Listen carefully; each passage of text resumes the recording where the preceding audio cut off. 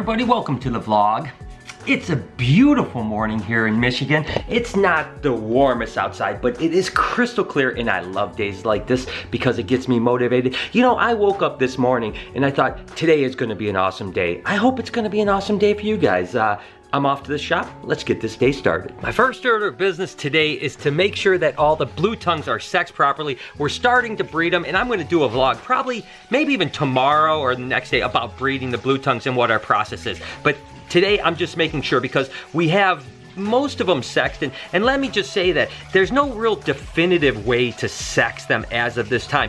We've been working on a sex test that we hope we'll have done at some point. I'm gonna get to it eventually, but it's definitely been on me why it hasn't happened. Regardless, then you'll be able to literally just send me a shed skin and you'll have the test of knowing if it's a male or female. But for now, there's little things like tail girth, the width of the hips, head shape, so I can have a pretty good guess on if it's a male or a female, but I don't know for sure until I put them together, and then you tell how they behave together. If they attack each other, then we know that they're not two males or two females, whatever the case is. Regardless, I've got to sex these guys, make sure that I have their things right, and then we can get to breeding tomorrow or the next day or whatever it is. All right, so just to give you an example of what I'm talking about is that, you know, usually the males will have a little bit wider head.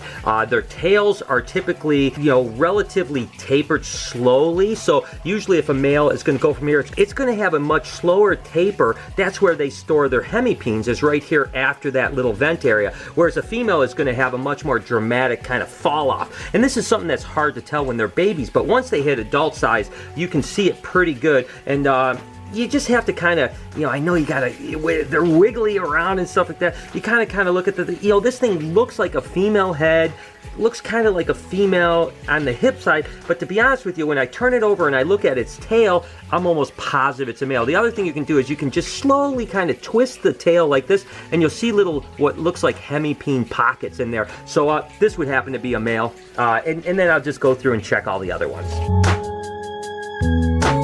Well, to the best of my ability, I've got the blue tongue skinks sexed. Again, they are really tricky, but what happens is the ones that I'm not sure of, when you put them together, you can really tell the difference. And again, I'll vlog about that in the future. Basically, if they're two males, they'll immediately go after each other. If they're a female that's receptive, she's gonna kind of lift her tail and wag it a little bit, meaning that she wants to breed. And if they're two females, they usually just get along, but every now and then, that's the tough part. Two females can fight, two males can fight, and even a male and female can fight if the female's not ready. So it's a little bit tricky. It's about a little bit visual, it's a little bit about the way they act, and it's a little bit just about the experience. Now listen, I've only been breeding blue tongues for a couple years now, so I still have a lot to learn, but when we start putting them together, we get a pretty good example of what's a male and what's a female within the first couple times of introduction. So anyways, I'm really excited about blue tongues, and it's really gonna be cool if I have a really good year. Hopefully we'll produce a bunch of really awesome babies. I couldn't be more excited. I'm gonna take a little break really quick and go have some fun with Noah. We are taking a little bit of a break from snake work to have a little bit of fun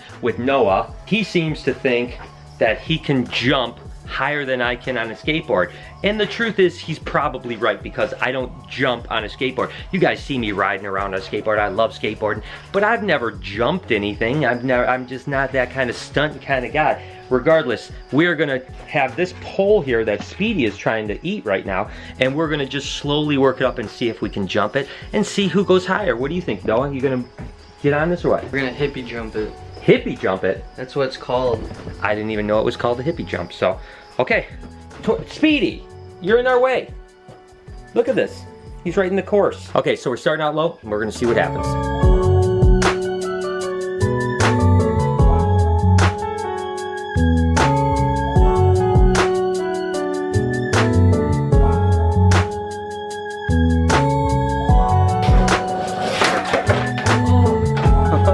You broke it! You broke it already! Broke it! Alright, get the tape. Almost!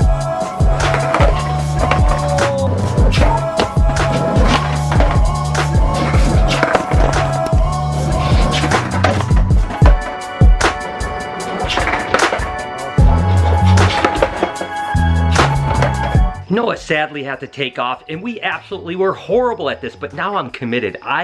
Once I start something, I love skateboarding, but I just kind of cruise around on a skateboard, so I've never really done jumps and all this stuff, and now I'm kind of obsessed. I want to try to figure this out, so even though Noah's gone, I'm going to keep on trying.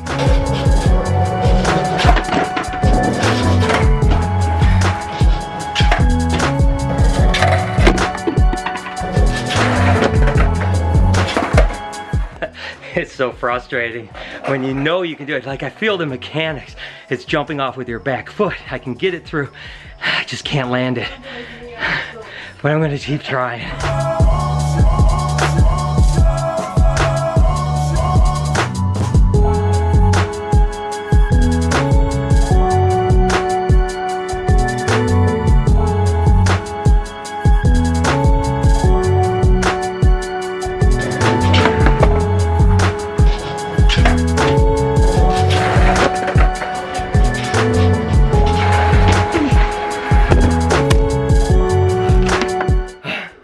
Okay, I tried my hardest.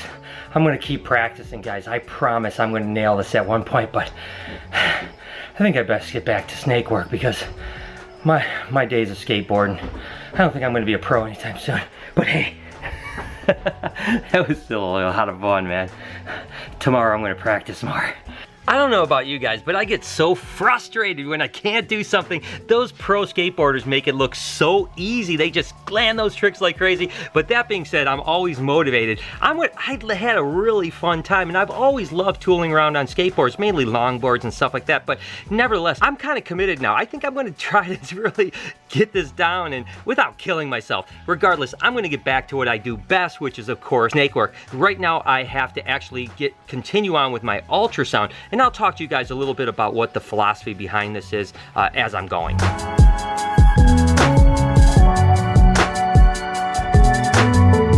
You know, I've talked about how I go about ultrasounding before in the vlog a week or two ago. One of the things that's really important is I always say when breeding ball python, it's about 3 different things. You want follicular growth, you want copulation, and you want feeding. Those 3 things all go in tandem. So a snake typically doesn't produce well unless it's fed well up to a certain point, been bred or copulated, and then of course has follicle growth. But they all kind of intermingle with one another, right? So typically a snake that is feeding well but doesn't get copulated, a lot of times doesn't grow follicles, or if it doesn't grow follicles, it oftentimes doesn't get copulated. So they all kind of work in tandem, so you want all of them working together. Does that make sense?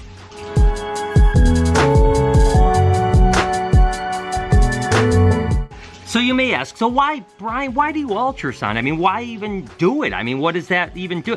What it does is it's a tool to help me make decisions. You can breed snakes without an ultrasound and be just as successful, but the ability to know what's going on really does aid in decision making. For instance, you really want to start breeding pythons when they're about 10 to 12 millimeters or 1.2 centimeters in follicular growth. And then if you get a breeding there and you see good feeding and then you get some copulation, then you're gonna oftentimes see that follicular growth grow to 18 or 20 millimeters within about a month. So a month later, you're at 20 millimeters, you wanna get another breeding in, you wanna continue to feed, and then when you're monitoring the follicles as they go, you see if they're growing, stalling, shrinking, whatever the case may be, and it gives you the ability to make decisions on when to breed, what to breed, when to stop breeding. Also, once a female hits about 22 to 24 millimeters, she often goes off of food. So there's no sense in trying to feed her because all you're gonna do is really stress her out. So once she hits 24, you can say, all right, she's done feeding for the year. As long as her follicles continue to grow, she's done and she's gonna lay a clutch of eggs. So again, ultrasounding just aids in the process of successful breeding, but it isn't the only tool. The most important tool is knowledge and experience.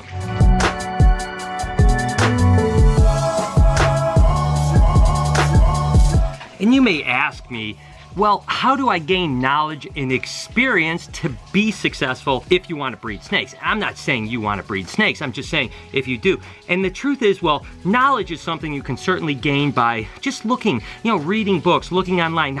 We all know that everything you read online is accurate. No, the truth is that if you read enough stuff, you can kind of see if 10 sources say the same thing, even if 2 or 3 say the exact opposite, you know probably the 2 or 3 are rogue and you can push those off. Same thing goes with experience. Yeah, you have to have hands-on in order to be successful, whether it's breeding snakes or doing whatever you're doing for a living. But the fact is you can gain some of that experience through other people's experience. So there's that old saying, learn from others' mistakes. So if you can get like a mentor or get someone that's willing to kind of teach you and tell you what they've done wrong so you don't duplicate that and you can cut that part out, your experience is going to go much quicker and you're going to be more successful. And that goes for anything. That goes for breeding snakes. It goes for whatever you might do. Listen, there's nothing that really beats the hands-on day-to-day, but you can at least leapfrog it a little bit. So I'm done ultrasounding, so that's basically the last of the snake work for the day. Before I head out of the shop and get on the road to head home, I wanted to ask you guys a question. You know, I'm always trying to figure out what you guys are about, you know? And so the vlog is different than my main channel, because my main channel, Snake Bites TV, is of course very snake oriented and trying to educate people about snakes and get excited about snakes. Whereas the vlog is, of course, you guys know, a little bit of everything. Sometimes it's snakes, sometimes it's travel, sometimes it's going to be other animals. It could be anything that's on my dock. Now what I want to know from you guys is that when I'm talking about ultrasounding and breeding and all the intricacies of what I do here at BHB to make little baby snakes and all this, I want to know, does that interest you guys? Am I, you know, because on my main channel I'm talking to snake people. On this channel, some people are into snakes, some people aren't into snakes, some people are casually into snakes, and I want to know, do you want me to get deeper into those topics and go a little bit deeper? Because I try to keep it a little bit vanilla because I don't want to go over people's heads on the vlog channel. But I want to know from you guys. Let me know down below in the comments what you think about that topic. Okay, I'm out of here. There's just days that you feel like a brownie. So we as a family are gonna make brownies, but I have a feeling that myself and Noah's version is gonna be a little different than what Lori wants. You ready to make some brownies or what? Yes. Oh. Brownies. How do you make brownies? I've never made brownies in my life. You read the bag. Thank you. Thank you. See, my son, I'm so proud of you. Read the box. Don't ever say that again. You never read the directions, Noah. Fine, we're not gonna read the directions. How do you make them? We're just gonna do it. Just do it. You don't even know how. I know you add eggs. Hey, close the door. Right? No, sardines. All right, so I know that we have powder. Do we need a bowl? Like a mixing bowl? We need a bowl. Are you seriously gonna act like you never made anything in your entire life? I have never made brownies in my entire life. Ever. Okay, so we've got, what are we gonna put in here? Egg? Hey, watch the shell. Of course. Eggs. How many eggs? What's he doing? We're good to go. All right, powder in. You're just gonna make Oh my one box? Wait. What the heck did you do? I just need to open it better. Yeah. Oh my God. That's so terrible. Good job, Noah. You got it all over Zeus. Zeus's head's all got brownie on it I now. don't see anything. Poor Zeusy. Okay. You're Okay. cleaning the kitchen. All right, some eggs. Well, are you making one box? 3. Well, I don't know. Do we make 2 boxes? Hey, Zeus, get out of the fridge. How many eggs? What's he doing? We like them fudgy, so 2 eggs. What do you mean fudgy? Cake is So like- more What? eggs make more fudge? No. Less. Less eggs. Yeah.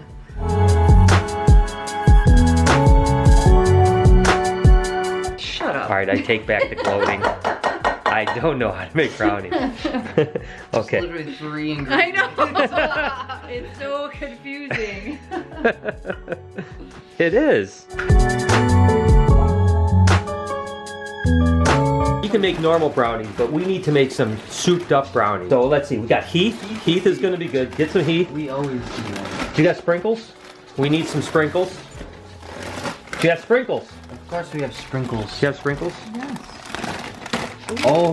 Whoa, doggy. Caramel filled delights are going in the brownies. All right, so we got Good. Heath. Put some Heath in there. Put some Heath in there. Whoa! That's good now. Good amount of Heath. Go on top, not It's supposed to go on top. It's not supposed to go. Oops. Are we supposed to put these inside it, or Yes. these go on top? No, These go on. these go in. These go inside. Don't be cheap. All right, good job. All right. Now we're talking. What? Real good. Sprinkles. What? That's a box of, it's a box of sprinkles? I didn't know he had These are it. my sprinkles. What the heck is this? You did get that bag of I sprinkles. did. Nobody bought it for me for Christmas, so I bought it for myself. Look at this bag of sprinkles. She has a, look at this whole box. This is a whole box. She was hiding this box of sprinkles. No. I don't know. I didn't. No one knew it existed. Where did you went into like a secret room in the back? We're gonna put some of these because Does it go inside or on top? Those are. Oh. they go inside. Are those mints? No, they're These are not. mints? No, they're not. Those are for Christmas. Don't waste my Christmas. I just put a couple. All right.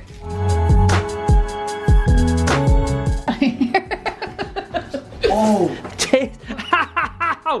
Ow! Oh! Okay. Don't. Sprinkles? oh my. More sprinkles? You can never have enough sprinkles. What? Slow down! Slow down, crazy woman.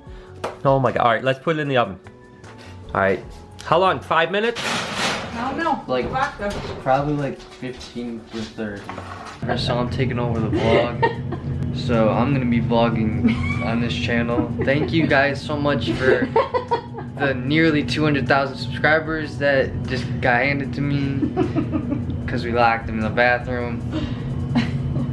And it would be great if you guys subscribed to Barczyk. No. We let him out of the bathroom. We unlocked it. Thanks, I appreciate that. You're very nice. I guess he gets his channel back. Brownies are cooled off now. Ready to be cutted. Oh, look at this. That's even a word. This is juicy. All right, guys, here is the moment of truth. What do you think, man? Pretty good. That was actually good. It's too, oh. It just dropped on the floor. Definitely gooey, but tastes really good. Listen, I think it's really worth it. I'll put all the recipe in. No, I'm not gonna put the recipe in the description. Basically, we just put a bunch of crap in here and I'll sprinkles. Regardless, it tastes pretty good. I'm gonna shut it down, guys. Thank you so much for tuning in today. Please hit that like button and hit the notification bell if you don't mind. You guys have a wonderful day. Make sure to be kind to somebody. And I promise I'm gonna see you guys tomorrow.